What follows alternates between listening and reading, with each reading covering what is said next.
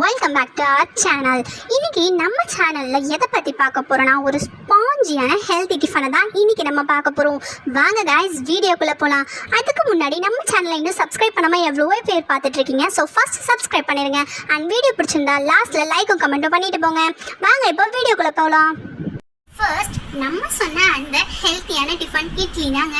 சாதாரண இட்லிக்கு அரிசி உளுந்து மட்டும் சேர்த்து அரைப்போம். ஆனால் நம்ம இதுலேயும் இன்னும் கொஞ்சம் ஐட்டம்ஸ் ஆட் பண்ணுறதுனால அது பயங்கர ஹெல்த்தியாக மாறும். என்னென்ன பொருள்னு பார்க்கலாம். ஃபர்ஸ்ட் பச்சரிசி 2 பவுல் எடுத்திருக்கேன், அவுள் 1 பவுல் எடுத்திருக்கேன், புழுங்கரிசி 1 பவுல். இதுக்கு பதிலாக நீங்கள் இட்லி அரிசி கூட எடுத்துக்கலாம்.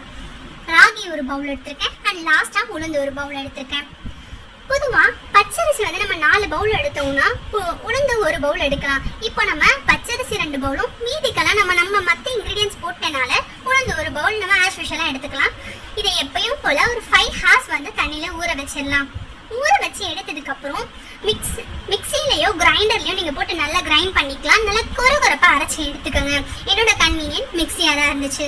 ஸோ நல்லா கொரகொரப்பாக அரைச்சி எடுத்ததுக்கப்புறம் இந்த மாதிரி ஒரு பாத்திக்கில் நான் இதை மாற்றிக்கிட்டேன். ட்ரான்ஸ்ஃபர் பண்ணதுக்கப்புறம் இது இப்படியே நைட்டு ஃபுல்லாக நம்ம விட்டுறலாம். இதை நைட்டு இப்படியே விட்டுறதுக்கப்புறம் தான் நம்மளுக்கு மார்னிங் டிஃபனுக்கு இது பர்ஃபெக்டாக இருக்கும். இப்போ இது பார்த்தீங்கன்னா ஒரு நைட் ஃபுல்லாக ஊறி மார்னிங் டிஃபனுக்கு ரொம்பவே பர்ஃபெக்டாக ரெடி ஆகிடுச்சு நம்ம எதிர்பார்த்த மாதிரியே. இதை எடுத்து நம்ம நல்லா ஃபஸ்ட்டு பீட்டன் பண்ணிட்டு அதுக்கப்புறம் இதில் சால்ட் கொஞ்சமாக நம்ம தேவைக்கு ஏற்ப ஆட் பண்ணிக்கலாம்.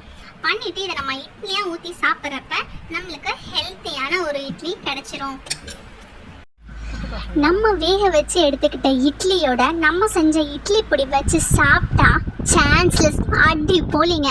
இந்த இட்லி பொடியை எப்படி செய்கிறதுன்னு நம்ம நெக்ஸ்ட் வீடியோவில் பார்க்கலாம். ஸோ தேங்க்யூ ஃபார் வாட்சிங் காய்ஸ். கீப் சப்போர்ட்டிங் அண்ட் மறக்காமல் சப்ஸ்கிரைப் பண்ணிட்டு போங்க.